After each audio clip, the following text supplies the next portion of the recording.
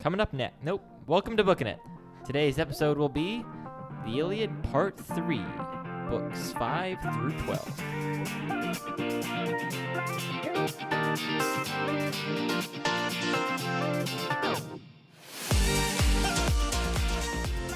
Hey everyone, and welcome back to Booking It. I'm, of course, your eloquent host, Cooper Cobbs. Over there to my right, Mr. Bryson Bostwick. How you doing, sir? Hey, everybody, doing awesome. The man from Paris returns, straight ahead, looking suave in a outfit that may or may not be a motorcycling outfit. I don't know. Mr. Tanner Lewis. Howdy, folks. And to my left, in the ever arrogant Michigan hat and the awesome Challenge 4 shirt, Mr. Isaiah Redsky. What's up? Wearing a leadership shirt. Yeah, So, again, we are back, and before we get anywhere closer to, I don't know what I was going to say. Before we go on, let us thank Isaiah's dad, Mr. Redsky, Mr. Mike Redsky, for providing us with a dongle, because we needed an adapter to connect the interface to Isaiah's computer, and I forgot mine. he forgot it. So Mr. Mike provided us with one, and yes, we are very thankful. Very thankful. So exactly. Yep. Okay. Support us, and we won't forget. Yeah. If he wasn't supporting us, then we wouldn't say his name. We would just allude to him. But yes. he extra privileges because he gives us money. Ooh, So- Exactly. Okay, Bryson, take it away. You're leading us this week. Yes, I indeed am. Okay, so this week I wanted to kind of focus on, number one, signs. I wanted to talk about signs kind of from last week and this week as well. And also leadership, the types of leaders that we're dealing with, and just like comparing their glories. So first off, what did y'all think about like the signs and how constantly the Achaeans and the Trojans are seeing signs and being impacted by those signs? It kind of seems like they see the signs and then they let those signs impact how they then fight, like whether they hold back or whether they charge forward. Yeah. Like it seems like everything hangs in the balance on those signs that, of course, Zeus is sitting in there and he's like, I'm getting a ruin Only and all I with know the just truth. sending an eagle in. It's like, I'll have to think about this forever. I think I've said this quote before, or like, I think it was Chesterton said something about St. John and Revelation, how we saw like many strange beasts in his vision, but he saw none so strange as one of his own commentators. Like, I feel like that's the same thing, you know? Yeah. It's like they see a weird sign, but then they're like, my interpretation of this, however, you know? Exactly. Anyway, I think that, you know, obviously, in a weighty thematic piece of literature like the Iliad, we're going to have a lot of symbolism and signs. And so some of that's like within the text itself. Like, they're seeing the signs. So we talked before we started recording about the time when the Trojans were charging, and then they see this eagle pick up the snake. And as it's like carrying the snake away, the snake still bites the eagle, and the eagle drops it and like falls dead or something. Like, I don't know. well, I guess And they're like, not oh, gonna win we're this the fight." eagle, and they're the snake. Ah! But then it's kind of like, yeah, they're reading into it a lot. Which maybe that's what it's supposed to be. Maybe Zeus was just taunting them. I don't know. Yeah. But then also there's a symbolism of them. Like, they are acting like beasts. Like, do you guys... I felt... Okay, I was trying to picture, like, the Achaeans defeating a Trojan, and then, like, taking his armor off, running all the way back to their ships, like, setting up, looking at all I know, neat, they and keep then saying going that back so many into times, battle. like, oh, I got to strip them of their armor and take that back. Right, and it's like, how fast did that happen? So they like, compared to animals, because they're like, it's like those... They're hoarding treasure. They remind me of dragons. like raccoons and what are Yep. other things that just hoard Dragons. shiny things. Dragons. Dragons, yes. That's the exact one, yeah. Me, It's like a I giant hoard one. shiny things. That guy from Moana. Oh yeah. Well, what was his name? I don't even know. Bro, no one knows his name. I just know the song. His People name is love that irrelevant. song for some reason. I don't know. I think it's so Just dumb. the giant clam thing. Yeah. Not a clam. What am I saying? Crab. Yep. Yeah. Mollusk-y thing. I don't know. It's not a mollusk. Do we need to summarize what happened? Yeah, first? yeah. So this week we wanted to, this is the first week we're doing it, right? Yeah. This the week new we wanted to segment. kind of introduce a new segment called Sarcastic Summaries, That's right. where, I mean, it's pretty pretty self-explanatory. We're was- going to sarcastically summarize each of the books in the Iliad that we did this week, so which was 9 through 12. So, Isaiah, I believe you had number 9, right? Oh, real fast. Sorry. We're going to briefly discuss books 5 through 8, but Yeah, yeah. things are weird, so we'll talk about that, but we really are preparing for 9 through 12. So Yes. anyway, go ahead, Isaiah. Yeah. Okay, book 9. It's an interesting book. It's also a shorter book, but it's interesting. Well, you know, it starts off with all the Achaeans being pushed back by the Trojans. They were all crying and moping and super sad that they were losing, especially Agamemnon, who Not taking it too well. He's not taking it too was well at all. brokenhearted, standing before the troops and weeping, declaring their loss and how they all failed and were weak and blah blah blah blah blah. Like no one cares. And then who was it? Diomedes then stands up and is like, "Yo, I'm gonna be the real man. I'm gonna fight. If anyone wants to join me." No one wanted to join him. So then a little bit later, Diomedes and Nestor finally convince some other people to join them, and they're like, "Yo, we should go and fight these guys, even though we're all losing and outnumbered and probably going to die because the gods are against us. But whatever, who cares? Glory." And then they go and create this great idea to go and bribe basically Achilles to join them. You're like, okay, it's like that scene in Elf, right? It's like, your plan as my top writers is to go hire another writer. Yeah, exactly. I like it. Yeah. So there's all these great generals. They're going to go bribe another general to come and do it. And they go to Achilles, and he's like, "No, I don't want to do it. I want to sit here and mope because I got my feelings hurt by Agamemnon. I'm just going to sit here and play the lyre by myself while you guys all die." Yeah. And that's basically it. Yeah, Exactly. that's true. I mean, there's some other stuff, but yeah, that's basically it. That's essentially No, it. my favorite line of that book that I think I'm kind of sad you didn't include that was, "Nah, I'm going to sleep here with my lady," just like all the other guys are going to go do in 30 seconds. It's literally how the book ends. Wow, okay. It's great. Well, Okay, Tanner, it's not. on that note, I guess you have book 10, don't you? Book 10. Yay, fighting. Kill everybody. Yeah. That's your summary? Really? That's your summary? It's a It's whole lot better sarcastic. than that. It's true. It's true. That's what happens. Okay. All right, book 11. So I have book 11.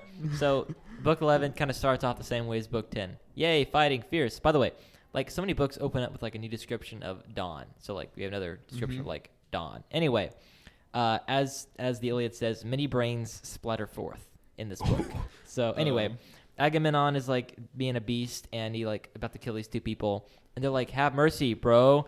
And he's like, "Listen, you're doing a disgrace to your parents. Now die." And so he But What a dude. eventually Zeus is helping the Trojans and Hector so much that they're pushing the Achaeans back and back and back.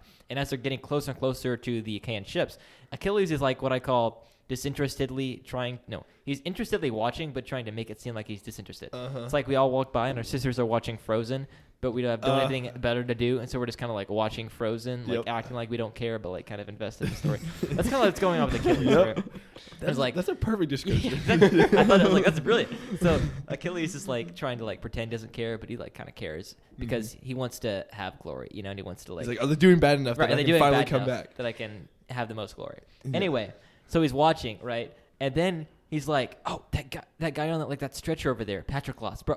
I think I know him. I think I know that guy. Like, go see if he's like dead or something, okay? I want to I just want to check. All right." So Patroclus is like, "Okay." Patroclus goes.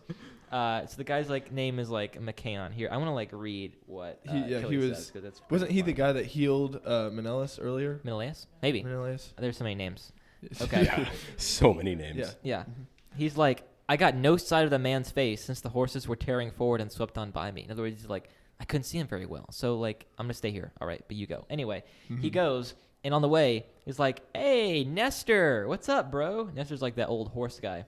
And Nestor is like, "Here's what's up," and gives like an entire like speech that's insanely long, right? And Patroclus is like, "Oh, man, I felt that right here." It says here, "So he spoke and stirred the feeling in the breast of Patroclus." Anyway, Nestor was like, "Bro, you got to get Achilles to come fight because they're like dying. Or at least, the very least, you wear Achilles' armor and lead the army and make it look like Achilles is back, right?" And Patroclus is like, "Okay, I can do that. By the way, is this guy like dead?" And he's like, "No, he's just injured." And he's like, "Cool, okay." But then another injured warrior is like limping by, and Patroclus helps him out. It's kind of symbolizing like, okay, Patroclus is going to be the guy that like fixes the wounds of the Achaeans. Yeah, you kind of hope so. Yeah. Okay. So then, leading into book 12, it kind of continues on with the Trojans just pushing forward, like they're doing more, and it's kind of strange going back and forth. Like Zeus is like, "I'm gonna give glory to Hector." "No, I'm not yet. I'm gonna give glory to Hector." "No, not yet." It's like, Hector's my favorite, but not really. Yeah, because like Odysseus is described as, Zeus likes Odysseus, he likes Achilles, he likes Hector, he has so many dogs in the fight. So many favorites. Like, I don't even know how he can pick one to beat the others, right. but somehow he does.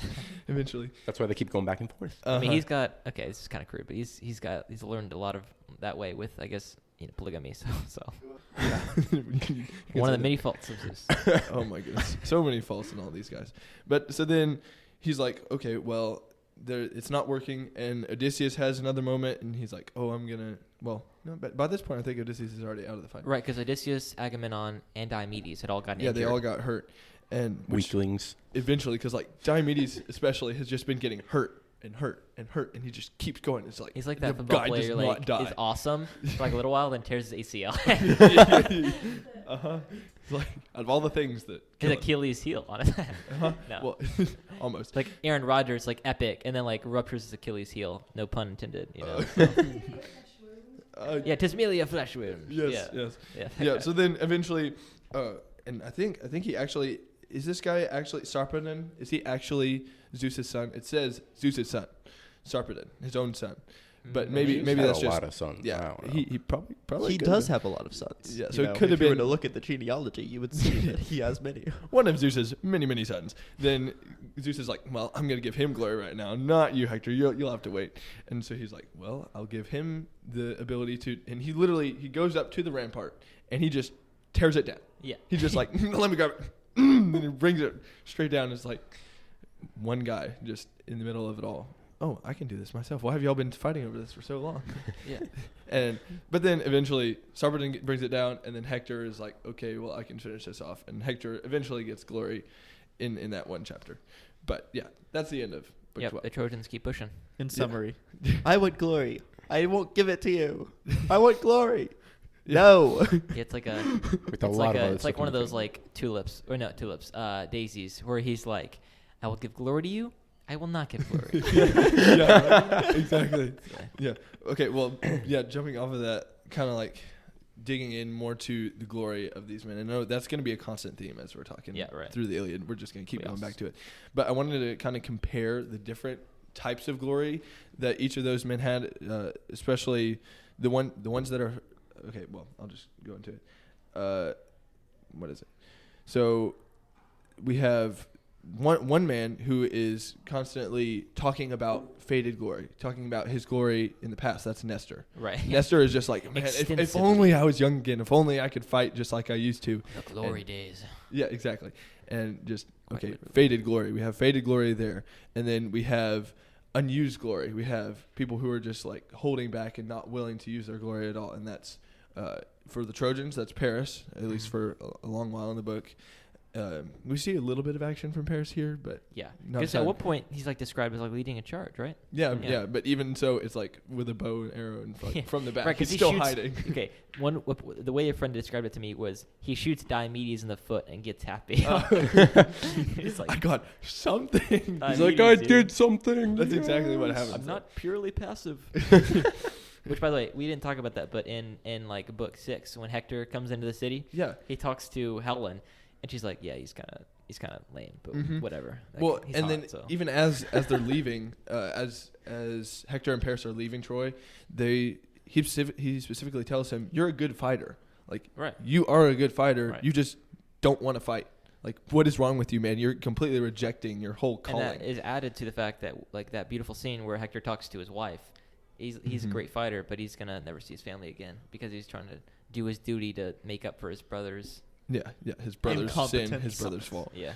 Yeah, and then so you have fallen, you have faded glory, you have unused glory, and then you have all these men who are pursuing Vying for glory, glory, just yeah. like active glory. They're achieving glory, like even in the moment they'll kill someone and they'll be like, "My glory right now, yeah." Like, I killed another guy, like. Yeah, especially Odysseus, Diomedes. Yeah, I mean, like when Hector. someone gets cut, it's like, is it testosterone or blood flowing out? I can't tell. I don't know. There's a lot going around in there. Yeah. So we have a lot of that. I don't know how best we can compare that to our world today, but like, what do y'all think is the most prevalent glory being spoken of now? Just people not wanting to use their glory and like, oh, well, I can't do that, or I'm such a victim and I can't. Yeah, it's very much. I think passiveness is definitely a problem. A for our lot more generation. passive. Yeah. Instead of active. Well, because we do have a lot of people actively pursuing glory for themselves. We Right. have a lot of people saying, "Oh, I can't do glory," or people saying, "Oh, I used to do glory." Right.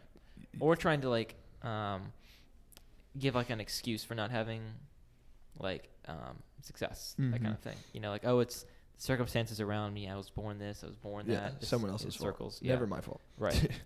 Right. Yeah. Which, I mean, and Gen Z is the most apathetic generation, right, of all time. They just don't care.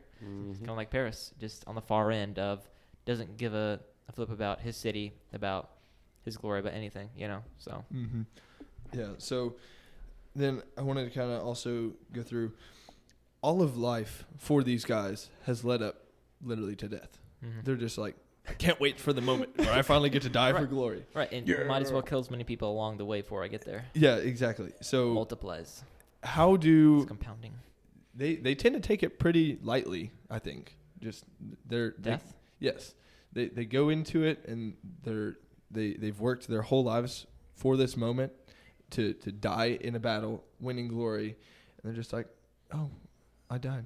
I'm done. It's over right now. Like, how do y'all think this compares to our life and death? Like, we don't, number one, as Christians, we don't live for our own glory. Number two, we do live. We do, in a sense, we do live for our death. I mean, right. we look forward to the day when we will be resurrected with Christ.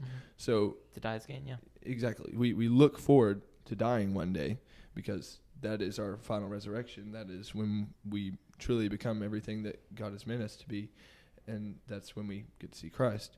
So just like that's so much greater of a thing to look forward to. I think the most important thing here to consider is they're looking at like how much they can take from the world before they go for themselves, and like hoard it up, like we were talking about. Yeah. Whereas the Christian perspective is how much can I give to the world before I go, right?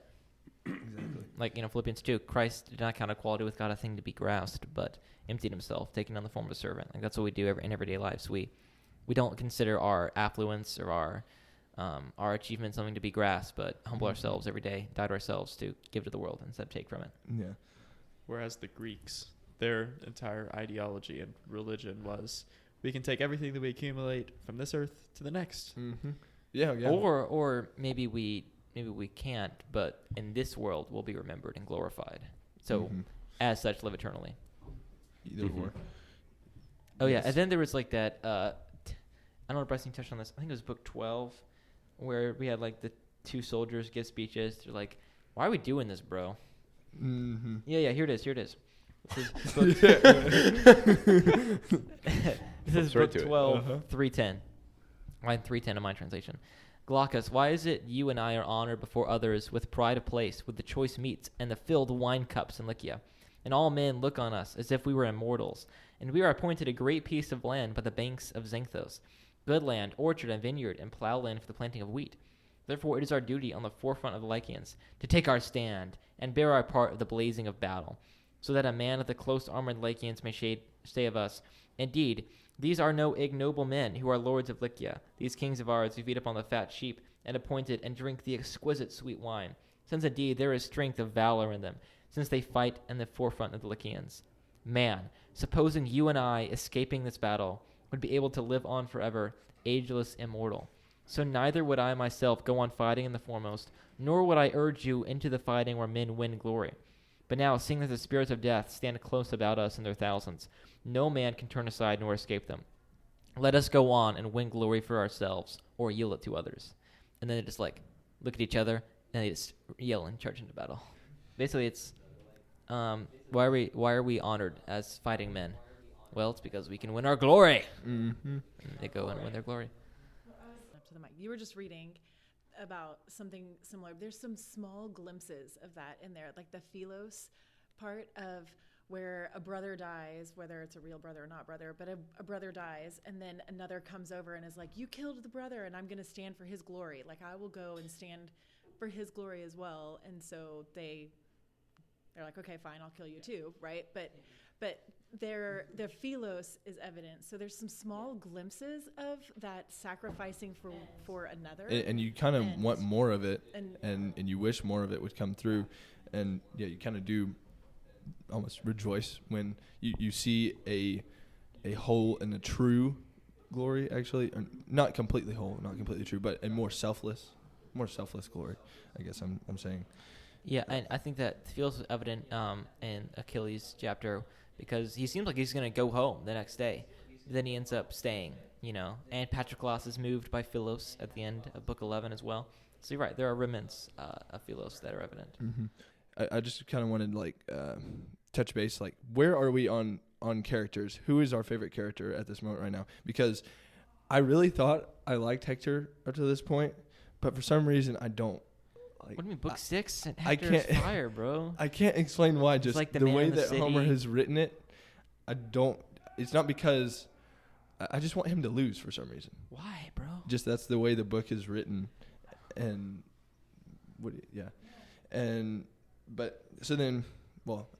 Agree a little bit in the Hector part because there's some places in there where he's just for his glory. Like he's going after everything. He's ready to only for glory, not for protection of people anymore. So the reason that he was endearing to me in book 6, is that the one with?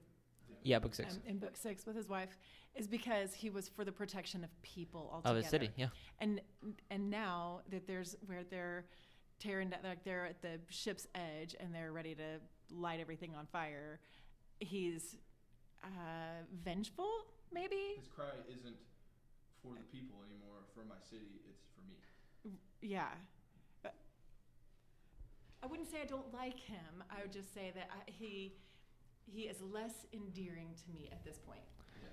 I think it's important to keep As in it was mind before. is as he's fighting out there though, what he's fighting for, Like the Achaeans are mostly winning for their pride or fighting for their pride, because Paris kind of disgraced them or whatever, and so they got mad. But Hector is fighting for his city, and so whenever he tears down the barricade or does that, I don't think he's trying to really claim glory for himself.